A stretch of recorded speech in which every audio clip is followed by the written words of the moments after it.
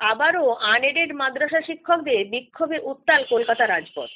ন্যায্য দাবিতে মিছিল করতে গিয়ে পুলিশের হাতে গ্রেফতার মাদ্রাসা শিক্ষকরা।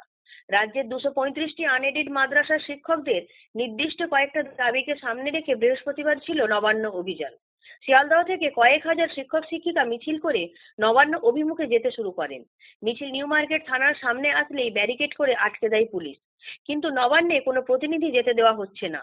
মাদ্রাসা শিক্ষকদের দাবি তাদের বেতন বৃদ্ধি করতে হবে, শিক্ষা প্রতিষ্ঠানের মান উন্নয়ন করতে হবে, পড়ুয়াদের মিড ডে মিল দিতে হবে, সরকারি প্রকল্পের সুযোগ সুবিধা দিতে হবে, শিক্ষকদের নিয়োগপত্র প্রদান করতে হবে। এই কয়েকটা মৌলিক দাবিকে নিয়ে বিগত 50 দিন ধরে সল্টলেকে অবস্থান করছেন এই সব শিক্ষকরা। তাদের দাবি মেটানোর ক্ষেত্রে এখনো কোনো উদ্যোগ নেওয়া হয়নি সরকারের তরফে। মাদ্রাসা দপ্তরের তরফে এই সব শিক্ষকদের দাবি মেটানোর বিষয়ে গুরুত্ব দেওয়া হচ্ছে বলে নবান্ন সূত্রের খবর।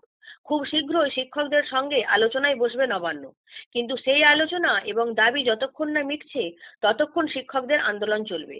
সেই মতো বৃহস্পতিবার যখন বিধানসভায় বাজেট পেশ হচ্ছে তখন রাজপথ কাঁপিয়ে মিছিল করছেন আনএডেড মাদ্রাসার শিক্ষকরা।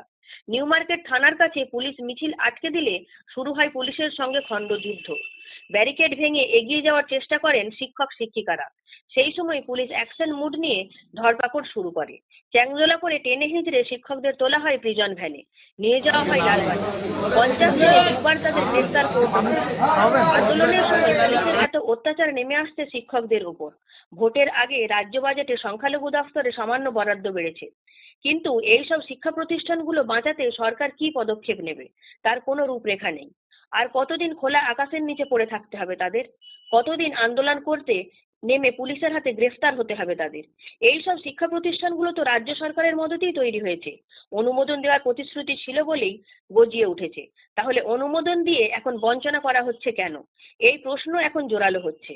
এখন দেখার নবান্ন তরফে এইসব শিক্ষকদের কবে আলোচনায় ডাকা হয়।